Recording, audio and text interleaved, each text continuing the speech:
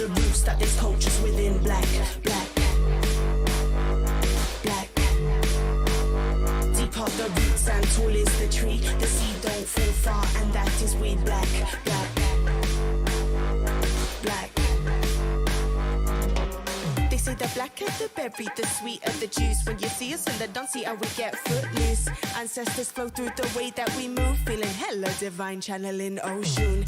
Switch up the vibe, we talking Angelou, talking Angela Davis when we're on the move. This is a movement, not a moment, like OB said. Gotta fight for the living, not just cry for the dead. Black to me is culture, prosperity. Black to me is a unique kind of energy. The black in me comes from matriarch to family. See, I got it from Pearl and I got it from Christy. Like Lazarus, we out looking sharp, looking pristine. Oh, they try to take the history, but we take coasting down and make the black history. Black is the power, black is my skin. Deep are the roots that this culture's within. Black, black, black. Deep are the roots and tall is the tree. The seed don't fall far, and that is we. Black, black.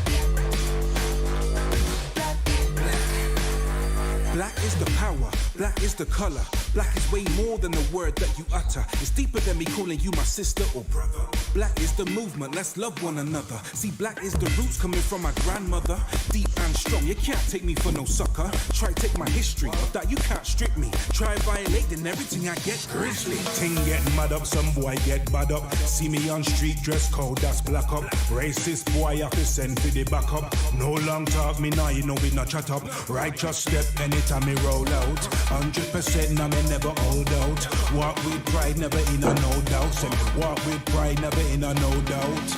Black. That blackness, that black power, that black. To me, we are the most beautiful creatures in the whole world. Black is the power, black is my skin. Deep are the roots that this culture's within. Black, black, black. Deep are the roots and tall is the tree. The seed don't fall far, and that is we. Black, black, black. Ting get mad up, some boy get mad up. Racist boy, I can send for the back up. Righteous step, anytime me roll out. Walk with pride, never in a no doubt. Walk with pride, never in a no doubt. Black, black.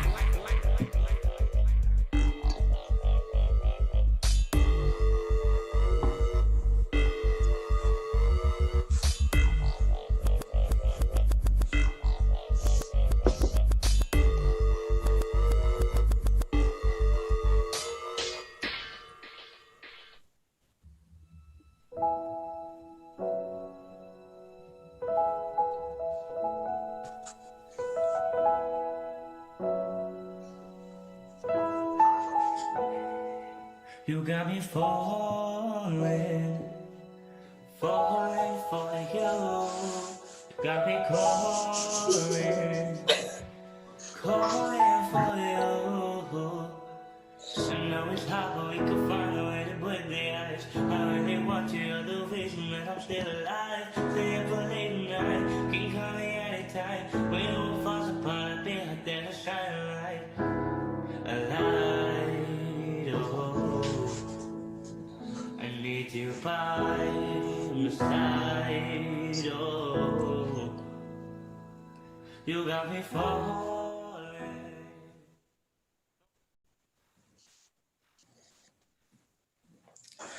Hi guys, and thank you for tuning in today. My name is Jordan and I'm a trustee for the Music Works.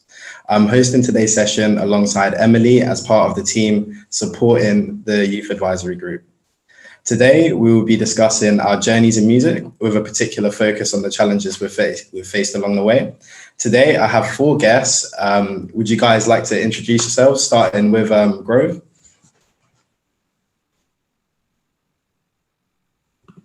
Sorry, there we go. So my name is Grove. I'm a producer, vocalist, DJ, kind of making music within like kind of like dark, clubby, hip hop, sprinkles of pop realm. And I grew up in Cheltenham, but now I've been living in Bristol for the past year and a half. Yeah, just been wicked. Yeah, I'm I'm Hamish, senior music leader for the Music Works. Do a bit of graphic design. Kind of currently living in Bristol, but doing a lot of work across Gloucestershire. And yeah, kind of got into music through going to sort of through mainstream education into university, and then it's kind of led to this point. Hello, my name is Roella, and I am a multi-instrumentalist, composer, and performer from Gloucester. My main instrument is piano, but I play other instruments too. I studied music, well, from a variety of different places. I have a gospel background as well as a classical background. Studied it at school and also at conservatoires in London. I'm currently studying at a conservatoire in the US called Berklee College of Music. Hi, I'm Eden. I play viola and I'm from Gloucester. I go to the RNCM and I'm a first year, and that's in Manchester. Okay, and thank you guys for joining me today. So I have a couple questions for you guys, just to sort of explore your journeys into music and sort of what take backs you might have from that. And to start off, really, I just wanted to ask you guys to just tell me a bit about your career path into music. Yeah, I'll kick that off. So my path into music started genuinely with the GarageBand app when I was 14 on my iPhone 3. Maybe it's a 3S. But so I just started playing around with all the different features on there with like the really, really MIDI sounding keyboards and that. But that did inspire me to then move on to teaching myself like guitar and piano and getting involved in like community open mic spaces at like pubs, at Gloucester Guildhall, just like all these places, just trying to perform as much as I could. So I was doing that for a while, was in a flipping prog rock metal band from when I was 15. But I think a big switching point for me was after meeting Malachi, getting involved in like a load of getting really involved in community spaces, and through that learning like production, getting paired up with other artists to do songwriting, and essentially through that learned the kind of foundations of like collaboration, importance of skill sharing, relevant music knowledge that applied to the kind of music that I enjoyed and wanted to make. Because like I really wanted to do music in school, but I got rejected from doing GCSE from not having a high enough grade or qualification in anything, which felt like a huge setback at the time. But I really felt in the community spaces within the Music Works in Studio 340, there was like safety, understanding, and like space to experiment and get things wrong, because that's just like such a fundamental part of any creative process. A few years down the line, started an electronic duo called Bast, joined the Upsurge program with the Music Works, and then also started passing on the knowledge that I had learned, mentoring young people, co-facilitating workshops, and I felt really, really content in the stage, put on some really wicked nights in Cheltenham with JPDL, Grizzo, and other people like that.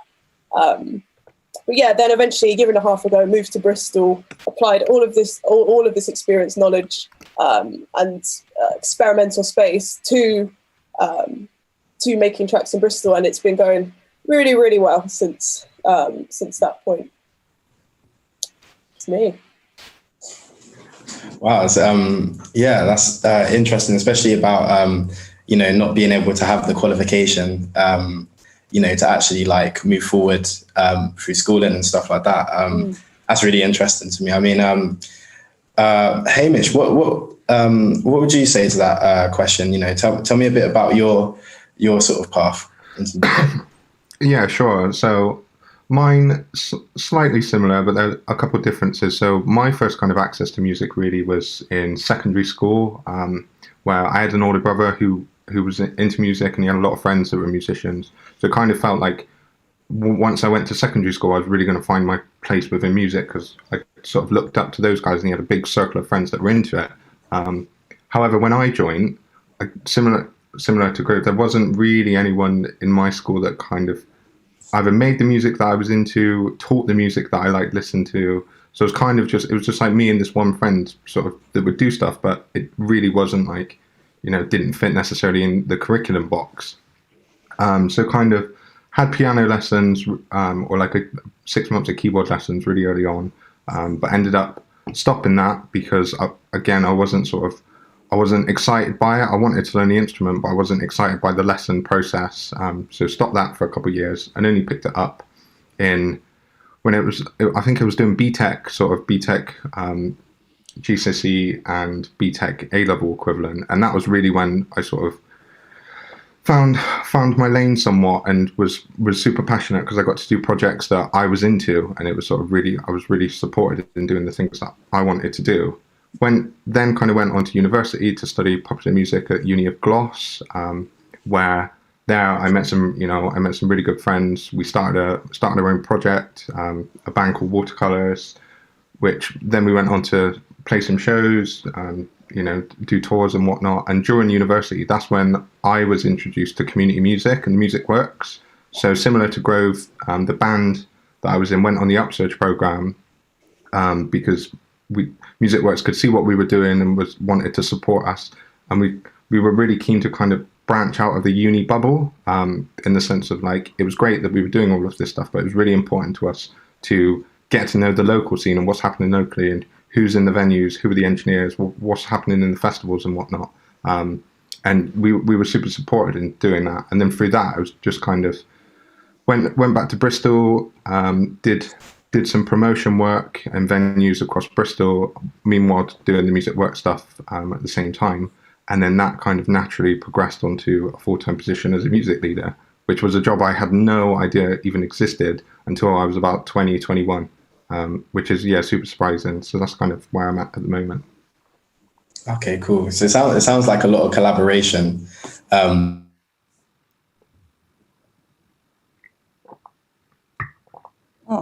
I think we've lost Jordan. Sort of evolved that uni bubble is something that I've personally... Oh. Okay, cool. Sorry about that. But so talking about escaping that uni bubble is something I've tried to do as well, sort of like getting out, and Music Works has been great for that in that sense. So Rowella, could you tell me a little bit about your career path into music?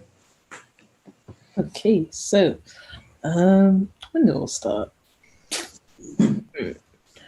Okay, I'm gonna start with Gloucester and then London and then the US. But when I was in Gloucester, I was really, just trying to get hold of as many musical experiences as I possibly could. So as far as bands were concerned, I pretty much joined everything that Gloucester music had to offer.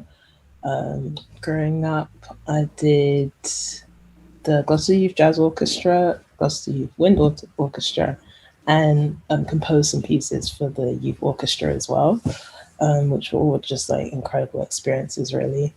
It was really interesting in terms of the demographic when I was in those bands, is that whenever it came to reading and to charts and to big ensemble work, there weren't a lot of BAME people, or there wasn't a lot of Black representation.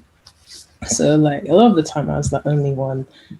And to be honest, what got me through that was just how much I love music, and kind of turn the blinders on to focus on the musical experience that I'm gaining. But it definitely was something that it would stick out naturally. But yeah, still some of the music tours that we did with those different groups were some of the best experiences of my life. And I felt really, really blessed to have done them. Then, as how London happened was actually, I found out that you could study music practically if you go to a conservatoire through some friends who were in the year above me, who actually went on to go to Birmingham Conservatoire. And I was like, huh? You could go to university and actually study just playing music, practically playing music, because a lot of the uni courses that were being offered by my secondary school, which was Ribston Hall, was where you go and you study music. There's the history of music and the analytical side of it, and not necessarily the doing part, which was the part that I was the most interested in. So yeah, it was kind of a bit of a fluke that I found out about QCAS versus UCAS. But yes, so kind of embarked on that process of applying to QCAS by myself and with the help of one of my band mentors, Pete Martin, who runs Dulce Youth Jazz Orchestra, and then auditioned for Trinity Guildhall and ended up going to Trinity for 2 years, studying jazz. So I should mention that. What am I doing? What music is my favorite? Yeah. So went to Trinity, studied jazz on their course. When I got there, I was super, super excited again. I was like, oh my days, I'm going to be actually like studying music like in London, where it's like a lot more like ethnically diverse. There's going to be so many, like, it's going to be amazing. It's going to be, like, there's going to be so many, it's going to be so different to, to being in Gloucester. And then when I got there, like something, I knew that something didn't quite fit for me, because it's kind of more of the same in the sense that, again, I was like I was definitely the only black girl in my year. I think there were 16 of us in total, and with about maybe 3 black guys. And by second year, by the first year, 3 of the 4 black people in my year were gone, and by the second year, like, I had transferred. We're getting there.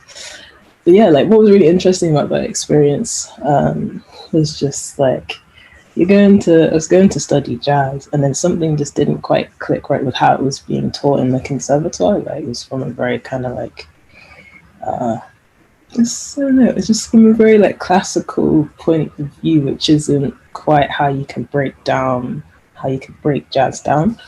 And yeah, it's like, even though I would never say that like I know how it's supposed to be and they were doing it wrong. It's just something just didn't quite sit with me. And then around like my first year of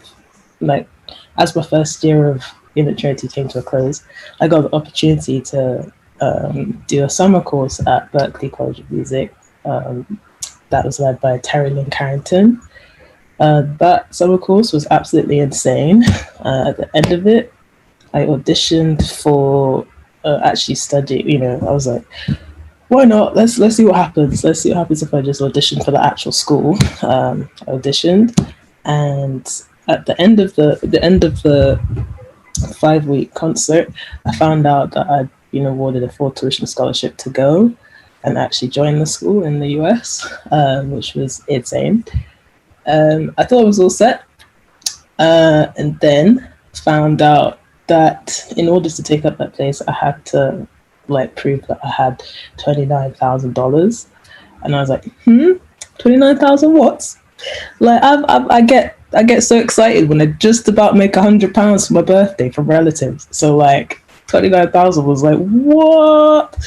And to cut that like fundraising story short, we ended up raising that 29,000, or like it was like £23,000 in equivalent in 4 months to be able to get out there. We did that through a mixture of, I did a lot of gigging in that time, because when I came back, I formed a band in London, formed a quintet, and we would gig a lot in loads of different places. And I didn't quite realize what was happening like as I was doing that. It was kind of just a process of like, okay, write some music, perform it, get it recorded, give it to promoters, and then kind of move on to the next gig. And just kind of like grow in that. But I didn't realize that actually in doing that, like, I was kind of like setting some really substantial roots in the UK jazz scene. And it's been quite amazing, because I've been able to do that, kind of be a little bit established in the scene here. There's like so much more to do. But it was amazing to be able to do that as part of the fundraising process, to keep going and to keep pursuing the opportunity I've been given. And I think that's a bit. I think that's like a little bit of it. get more into like the musical side of stuff in later questions. But there we go. Okay, well, thanks for that. I mean, yeah, it sounds like you've been a bit of a wild ride. So, yeah, it's very interesting. Eden, I'd love to hear about your career path into music. If you could, let us in on that. Yeah. So it all started really when I was really young.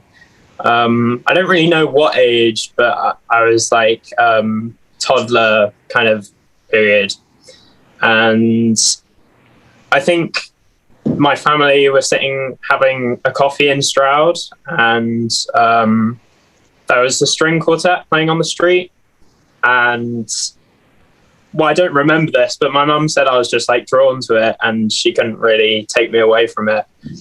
And I think I was particularly interested in the cello. So that's unfortunate that I didn't end up playing the cello. I play viola now. But I loved it. And later on in primary school, I think my mum got me a violin, and I started lessons there. Yeah, I really enjoyed it, but it was very weird in an inner city primary school, and it was like a violin class. So we'd all have our violins, and it was like 4 of us, and we'd play in a class together, like Frere Jacques and stuff. And at that point, I didn't know that I'd be here. And I think for quite a while, I didn't really realize I wanted to do music.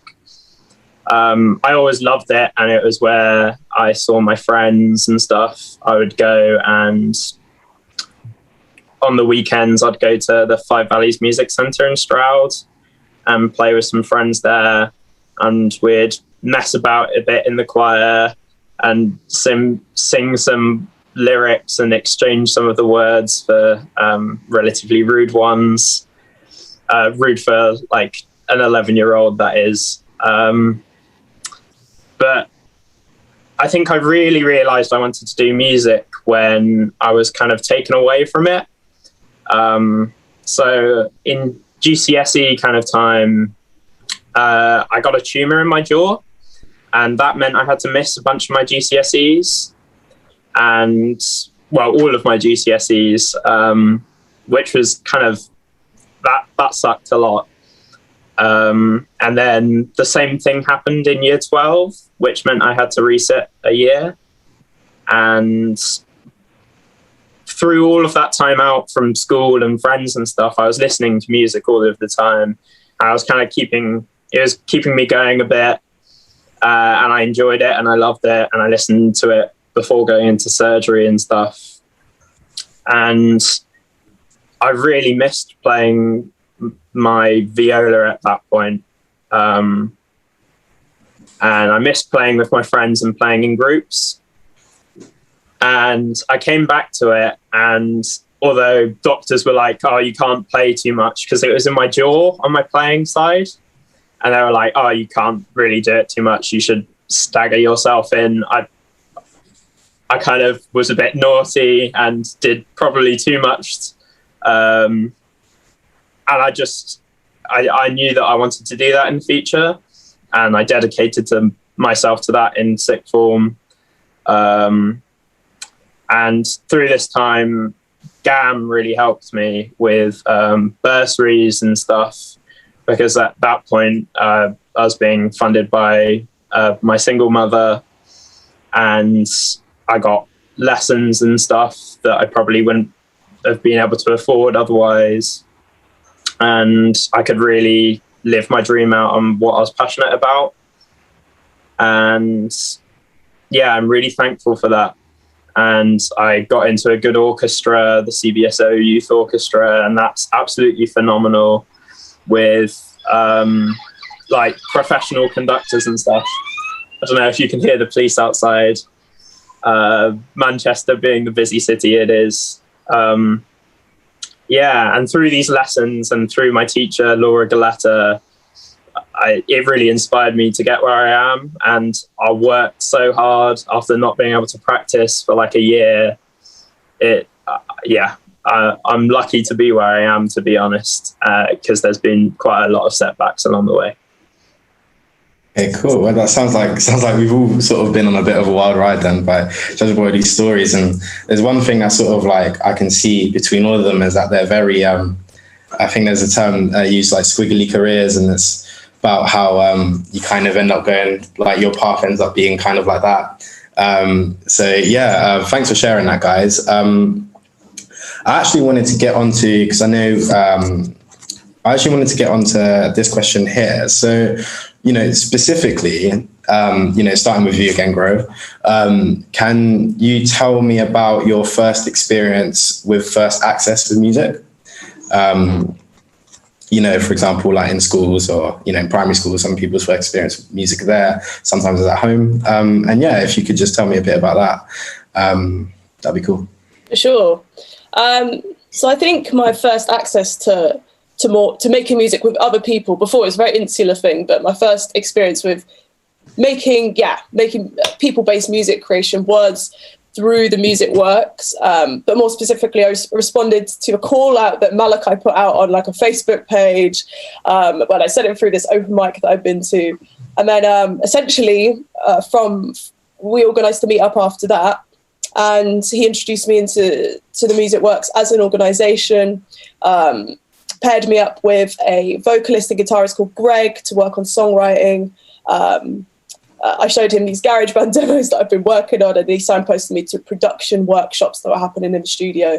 And even gave like a studio laptop to help me hone my production skills with, which honestly is like the foundations of so much that I know now. So just had a great like hands-on insight into how the real world of like music making and production and recording all works. And I think as well, it's put me on a very good standing within people in my peer group who also do the same thing.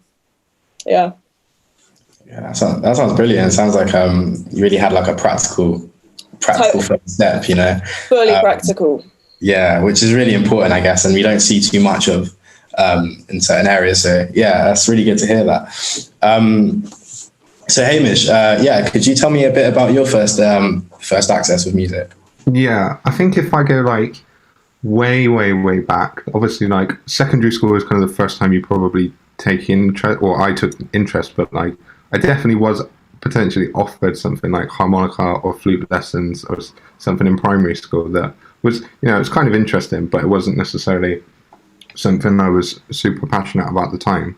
But in terms of, kind of experience with first access, again, it was sort of, mainly in secondary school, but I sort of didn't really get into it until the later years into secondary school, when I was given a lot more kind of practical flexibility in terms of the work that I wanted to do. And I did all BTECs across the board, which I found was super, super useful. And I definitely have friends that I know did A-level and had slightly different experiences, and were kind of, there's a lot of things that I got taught in BTEC that, such as music tech, using how to use live equipment, mixing desks, sort of some real fundamental skills that I've used later in life. In terms of other first access, I think for me, like my teachers were quite supportive. Two in particular. One, my music tech teacher, that kind of showed me the options beyond. I think my knowledge to music as a career path was quite limited to begin with. I sort of thought, okay, if I was to go into music, my options are kind of be an artist, be a performer, or be a teacher. And that was kind of the extent of what I knew up until about 18, 19, 20 years old. And my music tech teacher sort of showed me different avenues and whatnot. I also had a maths teacher that was a big part in. She was my tutor, so there would be oftentimes, especially during sixth form, where I wasn't particularly engaging with my other A levels like maths and physics.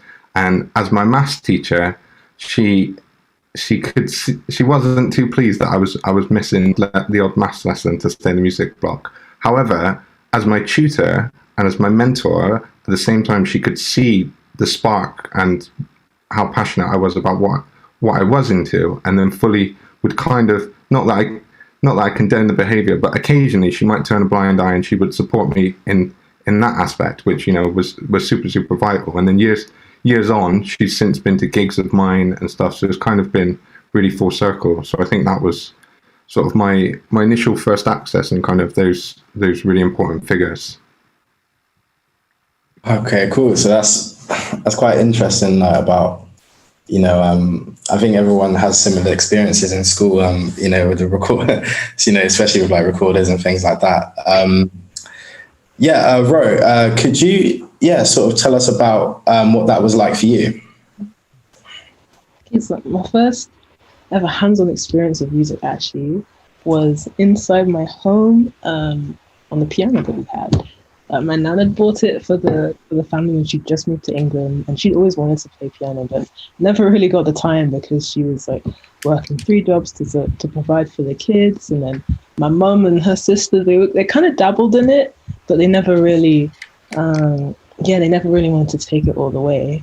But my mum stayed living with my nan, so like I had this piano that I grew up around. I remember it's actually crazy, but I do remember the day when Dad just went up to it, and I was just done with just banging around and just crashing and making no like actual noise and not knowing what was going on. And I was like, Mum, can I have piano lessons? And that was like where the whole journey started. Like my mum taught me like a few things, like what she'd learned, because she actually did piano up to grade 4. And then I went to a classical piano teacher, and started doing ABRSM grades, starting with prep test, round about, I think it was like maybe like 5, 6. And I still got like the little certificates of like all the notes that the examiners write out. I remember like the first exam I ever went to, like the grand piano was like so much bigger than me, and I was like this tiny dot playing this tiny little piece. But yeah, it was a really special thing. So that was kind of my first like formal introduction. And then as well, I mentioned earlier that I grew up in the gospel church and grew up going to church when I was younger, and that's a huge part of my music training. That is where I learned to play by ear. It's where I learned chords. My first kind of like exposure to extensions and everything was in the church. None of it was written out. It was literally all ear work, and the number system, which later when we actually got to say studying music in secondary school, actually really helped, because when they were referring to the Roman numerals in terms of analyzing music, I was like, oh yeah, it's just a number system. But like my godfather used to call out to me whilst he was playing bass and be like, okay, we're going to 4. Okay, we're going to 2. We're going to 5. And be like, back to 1. Be like, okay, now we're going up 2 steps. And the 2 steps would be like going up. What would it be? 2 steps would be going up a tone, and then going up 1 is going up a semitone. So, you know, sometimes you get those 1 seconds would be like, okay, want to go up? Next chorus, want to go up again? 5, what? Okay, you want to go up again? And you just got to be ready to go. But it was like really great training. Sounds like you had a really great beginning into music, Roella. But I'm going to move you on so we fit everyone in. Can we move on to Eden, please? Hi. As I said, the quartet thing was quite major, and I think it's what made my mum realise that I wanted to do music and that I was a fairly musical child. And that I loved it, really. I had a similar experience with the recorder thing, but that was somewhat traumatizing for me. I was not good at it. I got really bored and messed around quite a bit, I think. Eden, could you expand on that and talk about, was this in a whole class recorder? Yeah, I'm pretty sure there's 30 primary school kids all playing recorder at the same time. I was a very energetic child, and I could not sit there and play this instrument, and I would always overblow and not really understand what was happening because it would make this horrendous noise. and then the horrendous noise set me back, and it didn't. I didn't want to try again because it was horrible. And then like the teacher would get annoyed, like Eden, stop messing around. I was like, ah. But yeah, the violin class in school is where I started, I think, and I didn't really recognize myself as a musician until secondary school. I think, like, I agree with Hamish on that. Like, I had music in my life before, and I liked listening to music all the time, and I played a bit of violin. But when I got into secondary school, I realized, like, when I started seeing that there was different groups and different social areas and stuff, and that started to happen, I had to choose between being like a musical kid or another type of kid, like a sporty kid or something. And I think I found myself as a musician there, and things just happened to grow. I made several choices, like I could choose between playing rugby games on the weekend or going to my music course in Stroud. And I thought, wow, I prefer doing the music stuff, so I go there. And it's like all these small choices between music and something else that led me there eventually, I think. Okay, cool. So, so we have one more question for you guys. And I think, to be honest, this is probably the most important for me, one of the most important for me here today as well. I just want you guys to, just because we are running out of time really. So for this next question, if you guys could just, sort of try and be as concise as you can, that would be cool. So what would you say needs to be changed in music education to support young people? And for this one, I'll start with Ro. I would say that in education, you need to take more into account like the music genres that children are into and that they're listening to today. So like offering like a broader scope of stuff. So for example, instead of like just offering say classical music, also looking into the music tech side from an earlier age. And into, analyzing pop artists or soul or funk artists from an earlier age as well. I'm just asking the children what interests them and being like, okay, can we build a course around what people are currently listening to today? Okay. Cool. Should I jump in there? I'm happy to jump in on that. Yeah, just to elaborate what Ro was saying, as someone that does a lot of, is now kind of leading workshops in different education settings, from SEN to APS to mainstream to community stuff, I think one of the most important things is young people being provided exposure to relevant opportunities, opposed to sort of curriculum-based opportunities that they don't particularly relate to. I'm trying to think what else I've got, because I've got a couple on this. Yeah, again, I was never educated on that many creative roles beyond kind of music teaching and music as being a performer, and that was kind of the extent of my knowledge. Whereas, later down the line, I sort of learned how many other opportunities there were, and also I think as educators, you don't necessarily need to understand where the culture is, but you need to appreciate it and accept it and kind of be willing. Often I'll go into a session and I'll learn from the pupil. I will kind of, which throws them somewhat when it's kind of like, what's the music session going to be about? And they lead it. And if it's me, getting a YouTube instrumental so that they can spit some bars on top of, that's totally cool, because that's the thing which they're super passionate about doing. And I think if I was to try and force my perspective or what I like doing on them, potentially it might be the thing which turns them away. So yeah, letting the young people take the lead, really, finding what excites them and just like facilitating that journey, really. And just really super practical at the end of the day. Like, music is super creative, and I think had I spent too much time bogged down in the academia, I might not still be doing it. It was kind of, so just doing as much as possible is really important, I think. Yeah, I definitely agree with both of those points wholeheartedly. And also, I think it's important to bring in an element of like music not being like a goal-based thing. It doesn't, you don't have to get a qualification, or you don't have to reach this kind of level from it. Like for me personally, I was like very emotionally stunted from just being in like tough situations when I was younger. And the reason in which I fell in love with music is because I truly actually got to like express myself emotionally. And I think that should always be the roots from which any kind of creative thing should grow from like from a sense of emotional expression. And I think that should be focused on, and people shouldn't feel like, oh, I'm not going to do this because I'm not good enough at it. It's like, no, you do it because you enjoy doing it. I think that just to focus on that's great.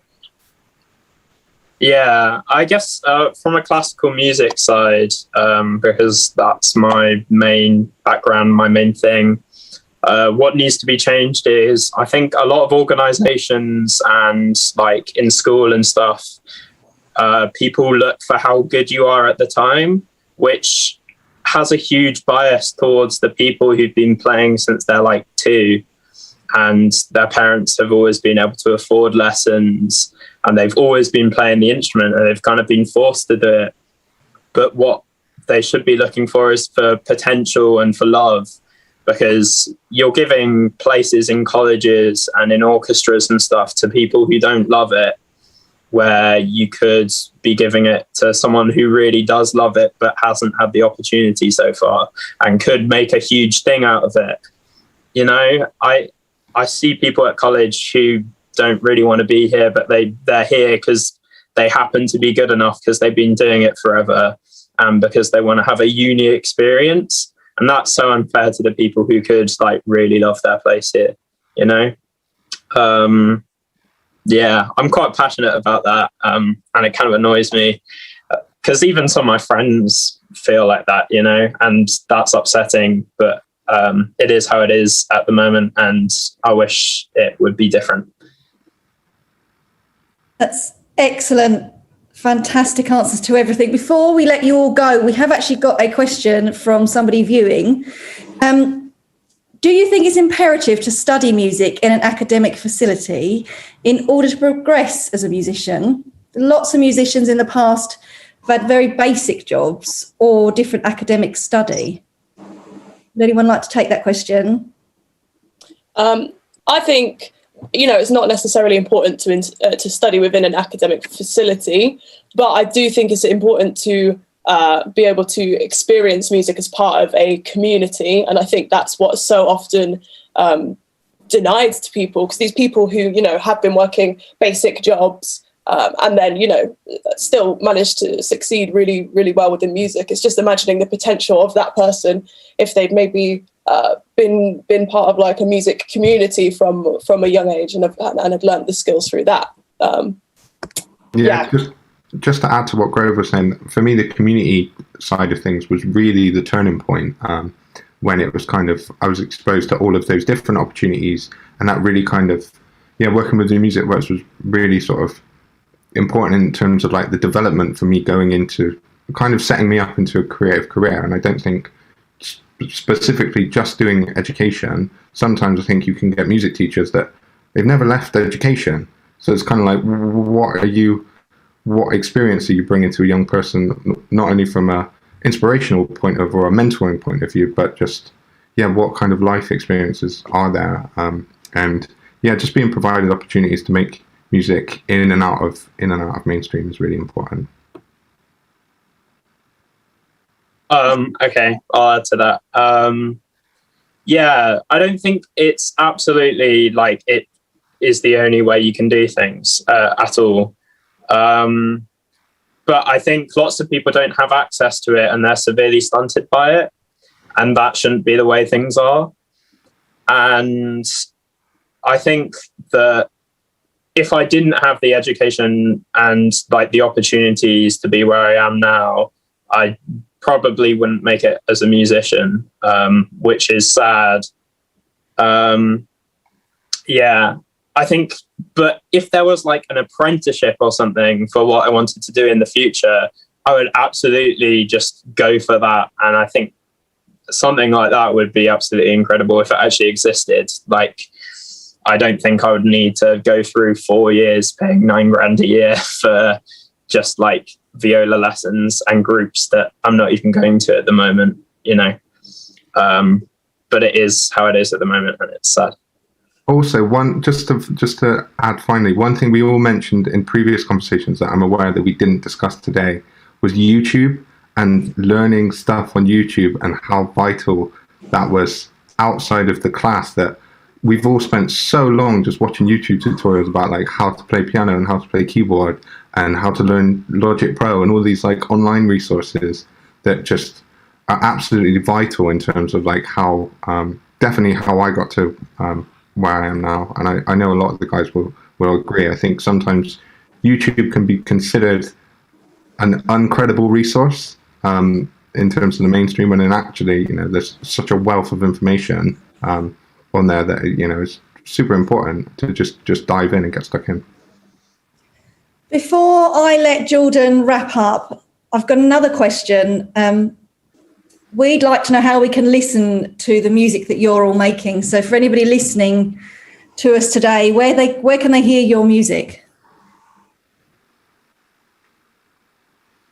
Can you hear me on Spotify? My name is Grove, G to the R to the OVE, a little fire in your speaker, a little vibes energy.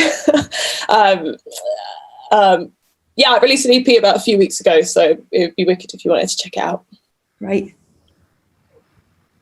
Also going to jump in and say that you can find me on YouTube. Literally just search my name, Rowella Oloro, Roeoloro. I should be the first person that comes up. There ain't many Rowellas for some weird reason. Thing, name your kids Rowella, it's a cool name. Yeah, but if you, head over to YouTube. Damn, sound like a YouTuber. This is hilarious.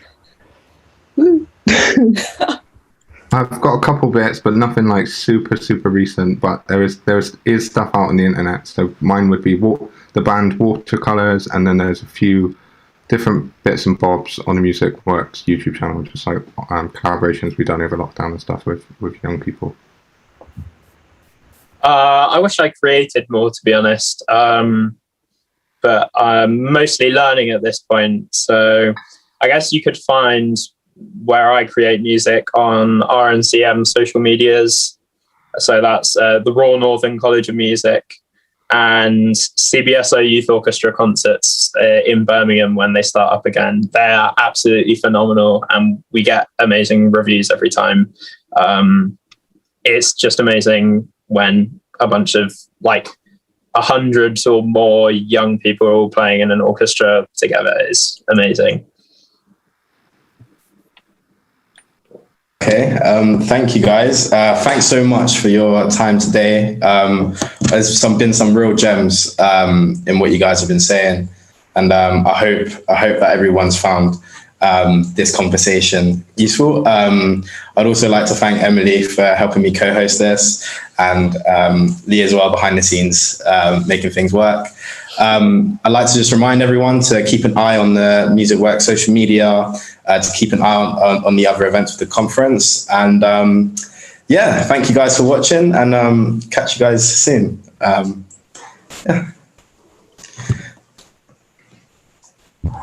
Hey.